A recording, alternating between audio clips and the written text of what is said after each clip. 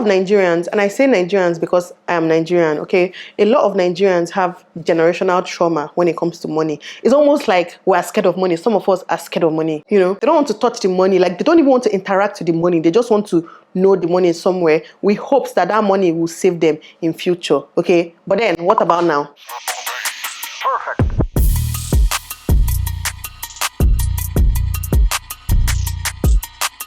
Hi guys, Nelo here. In case you're stopping by for the first time, don't forget to subscribe. Trust me, you're going to enjoy this conversation. When I was writing down notes for this, you guys know that I always have my notes. When I was writing down notes for this particular topic, it actually got me thinking, right? A lot of us need to learn how to control money and not let money control us.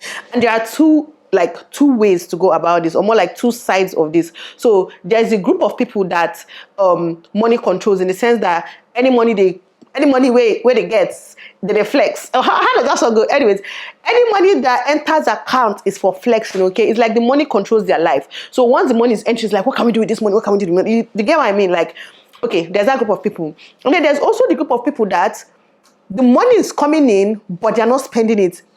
And the money is controlling them, even without them spending money. Like, all the choices they make in life, all the decisions they make, they deprive themselves of so much. They deprive their family of so much. They almost live a mediocre life, like they don't have money, but the money is actually there in the account. That's the case for a lot of people, right? So with or without knowing, indirectly or directly, right, money controls a lot of us here in Nigeria. We don't really know how to control money, and it's something that, to be honest, I fall into this bracket sometimes, and I'm trying hard to drop this 2023, I'm trying hard to drop in my life generally. I don't even know what I'm titling this video, but some of them are like money mistakes, or just the way we think about money generally, okay? So the first one is not talking about money.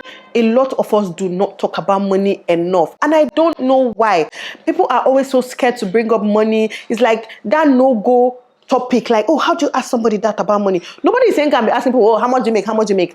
But there are conversations to have around money. And the truth is that a lot of us need that financial advice, okay? A lot of us, like, I keep saying us, but yeah, a lot of us, like, we were not taught these things. Not even a lot of us, almost all of us. We're not taught these things in school. We're not taught how to manage money in school. We're not taught how to even make money in school. They just teach you all the other subjects and hope you figure it out in life. Your parents also don't sit you down and talk to you about money. So as we're growing, we're learning these things on the streets, okay? You probably learn one or two things from this video, I really hope. And I hope you share with somebody. Like, personally, I have learned a lot on YouTube. I have learned a lot, from talking to my friends. I've learned a lot from talking to my husband, and anybody that is willing to talk to me about money. And maybe I'm not rich enough, but then again, why wait? But I feel like at some point I need to get a financial advisor, somebody that can actually help you, get familiar with a lot of things when it comes to money and investment. It's not common in Nigeria. A lot of Nigerians don't have financial advisors, and it's something that I feel like a lot of us should look into, even if it's to get one online. I don't know, but somebody that already knows how these things work. I need that in my life. We need people to help us on, advice on how to save money, how to grow our money. Like my husband would say, my husband doesn't like to save money, but we'll get into that in a minute. Like, he doesn't like to save money. So we need people that will teach us the best of both worlds. Because to be honest, I want to be able to save, but I also want to be able to grow my money. I want to have the best of both worlds. Some investments are scary, so there is low risk, there is high risk. See, we need someone to teach us all these things. It's not by, like, sometimes not even just by Googling things. Sometimes there are people that have monitored these things for years, all these investment platforms. If you know anyone like that, please send me a DM, send me an email. I am very, very interested in learning, ways to really, really grow my money, because money cannot control me in this life, okay? I need to be in charge of my money. I need to be in control of my money. And the second thing I want to talk about is mindset. If there's one thing marriage has taught me, it's actually that people have different mindsets when it comes to money and spending money and making money, okay? Exhibit A, me and my husband, very different mindsets when it comes to money. To be honest, it's not by working hard and saving money and not living your life. It's not by that. Like, that money you're saving, the harsh truth, okay? The harsh truth is that, like, getting rich is not by savings, okay? No one has ever become a billionaire by saving money. Yeah, we know that. I'm indirectly talking to myself here, because I kind of like saving, okay? I'm indirectly talking to myself, but no one has become a billionaire from saving. So the harsh truth is that it's not about making money and saving money. And another thing when it comes to this money mindset, right, is that upbringing matters. We don't know how important that is. How you see your parents handle money, how you see people around you handle money, it matters a lot. Because for me personally, yeah, I am very okay spending money. I'm not scared to spend money. I know that money is replaceable. I don't live my life saving this year for something I'll do in my life in 10 years. I don't do that. As long as I'm alive, right, I'm going to keep working hard. And in that 10 years time, I'm going to still be making money. And it's almost like white people have this kind of mindset where they enjoy their money now. They plan for now. A lot of them, like once they lose their jobs, they cannot sustain themselves for more than 6 months or 1 year, which is totally fine. Because to be honest, yeah, what's the point of depriving yourself of so much now in the hopes that in the future you're going to live large? You're not. Inflation will happen, my sister, my brothers. Inflation will happen. So many things will happen. You will have kids. You will not have a wife. Your mother will get old. Medical. You will have responsibilities. That thing you're thinking will happen then will not happen then. Okay, big man, big problem. You have not heard that thing before. The more you grow, the more you develop, the more you have kids, the more your kids grow. Kids will get to uni. You will buy car for them. You will pay for apartments for them.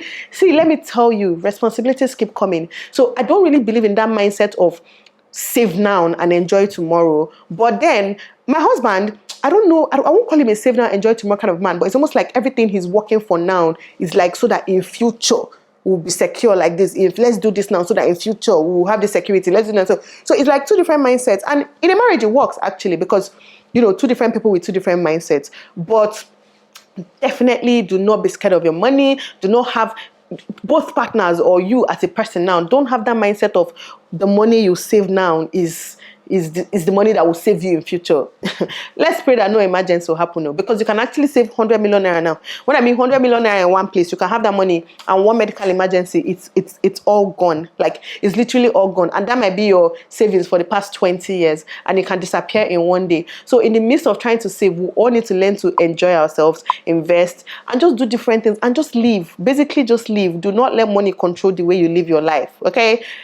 Do you get me? Yes, another thing I want to talk about is savings versus investment, okay? Money saved, very, very good, very, very great, of course. But to be honest, when it comes to savings though, because I know my husband does a lot of investment, I actually call my money, like the money I save, I call it emergency money. Or whenever I tell my husband, oh, let's save this, that's emergency money. It's not like, we're not saving that money hoping that, okay, in future we're going to buy a plane with it. No, it's just like we're saving emergency money. You know, like I said, the sad reality is that you can save all your life and lose it in one day.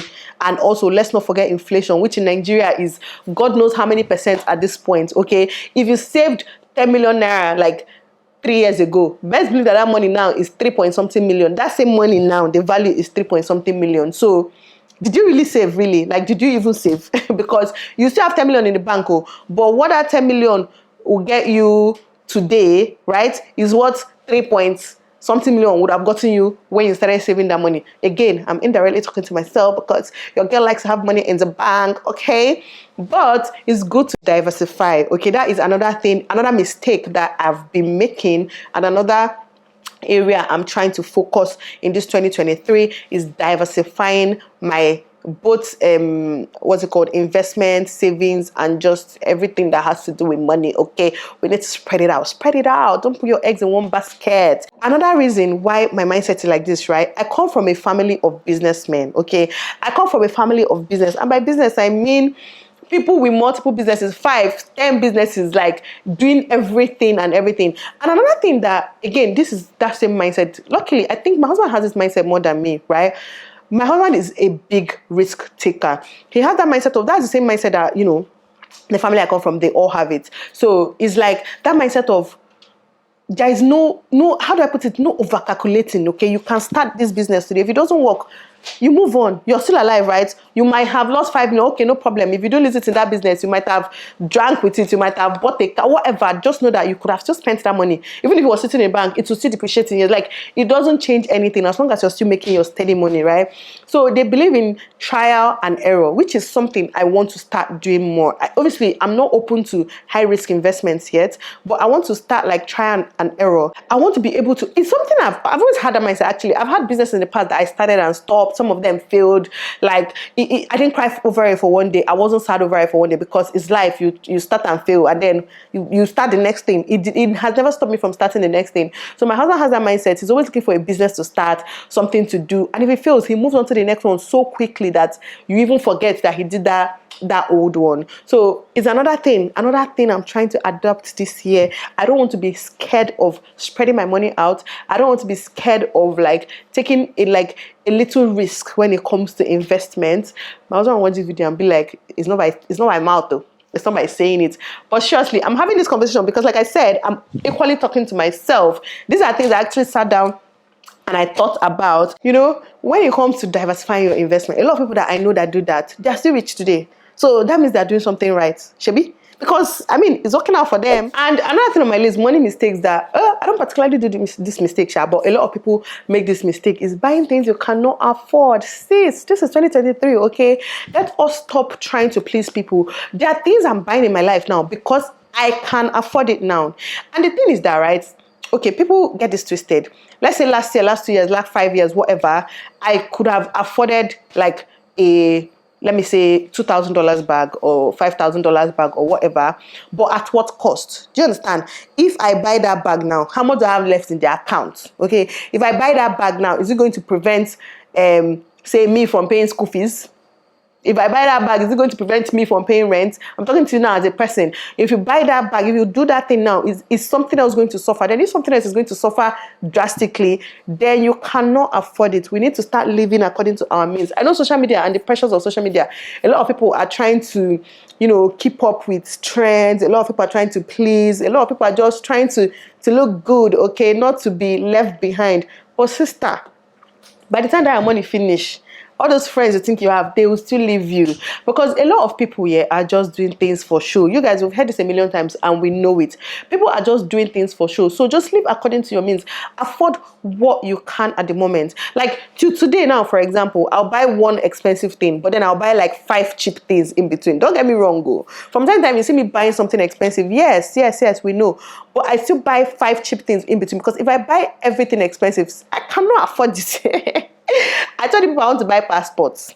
I want to buy passports. See, as I know that living in Nigeria is not an option for me, I don't ever want to move out of this country. Story for another day, at least for now, At least for the next 10 years, I don't see myself living in Nigeria. So I want to buy passports. That way, I know that passports, they for hand, okay?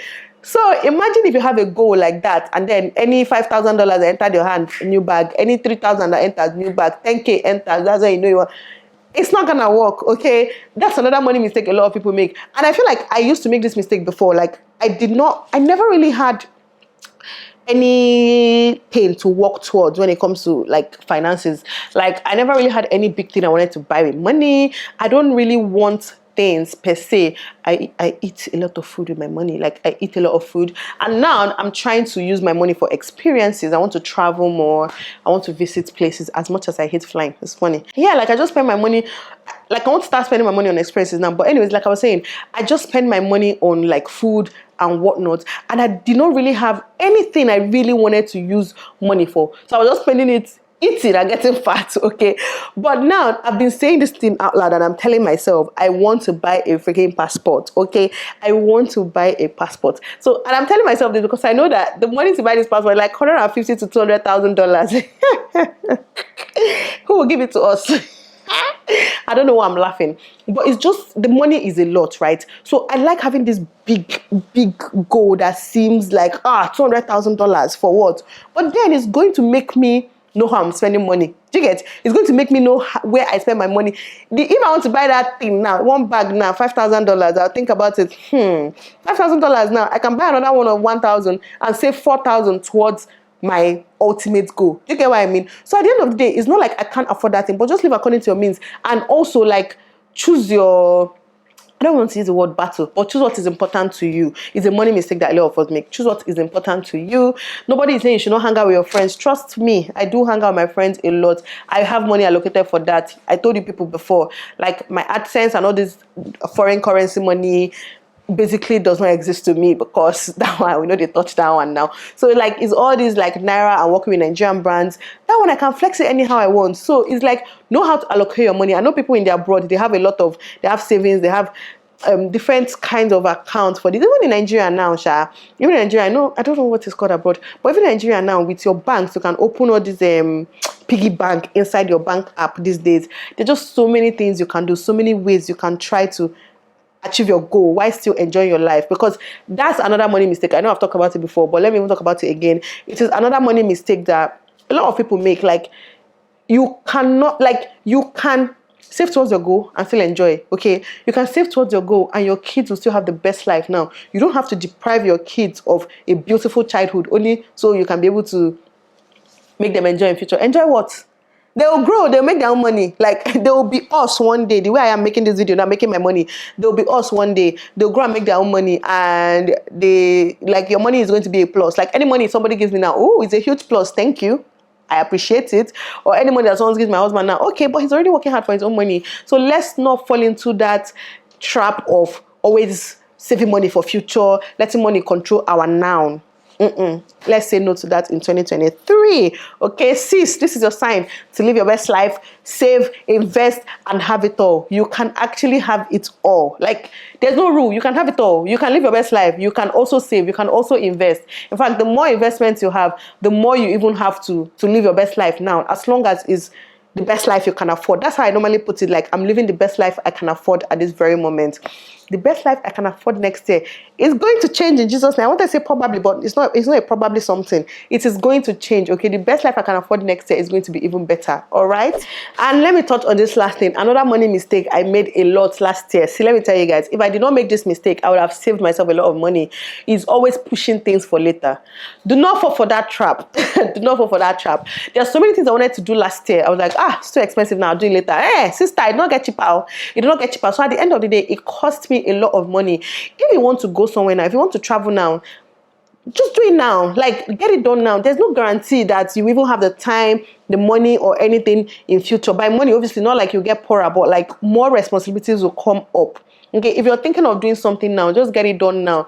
That thing pained me last year. So many things.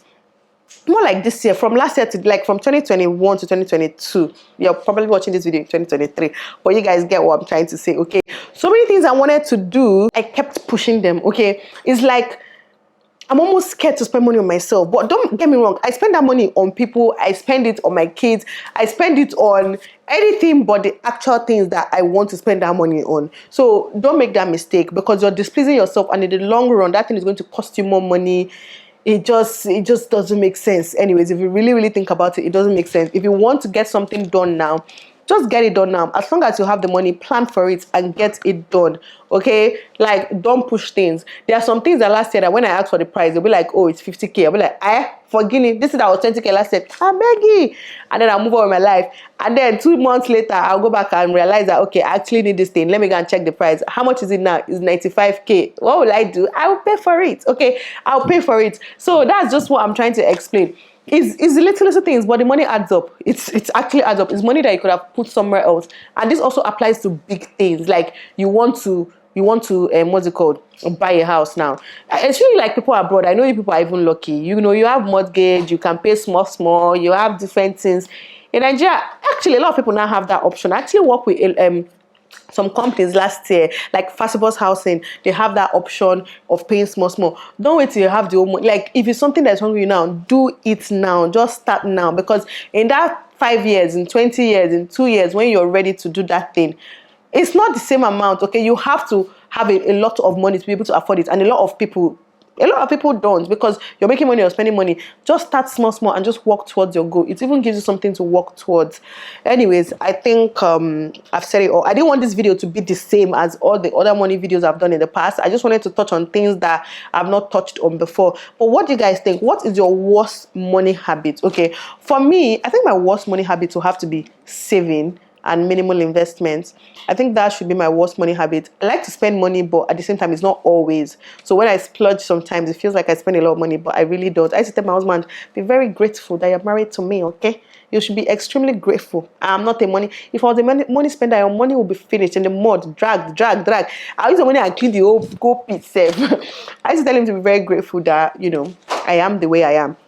And again, I feel like that has a lot to do with upbringing, what we saw growing up. It just sticks in your head. See, mentality when it comes to money, what we saw growing up, it plays a major role that a lot of us try to dismiss. A lot of us try not to acknowledge that fact, but sister, it's a fact, okay? But let me know, what is your worst money mistake or your best money habits? Let us know. If you have anything you want to share about money, let us know in the comments. I'm going to be reading your comments, and yeah, I like having this conversation. So I hope you guys enjoyed this video. If you've not subscribed, why not? This passport that I want to buy, how I go take buy if you don't subscribe and watch my videos? Like, how will it happen? If you don't make my videos go viral, how are we supposed to buy this passport? Because the only way it's going to happen is with viral videos though. If you don't make it go viral, how is it supposed to happen? Please share this video with your friends, family, community. You guys already know the drill. Give it a thumbs up, and I'll catch you guys in my next video. Bye.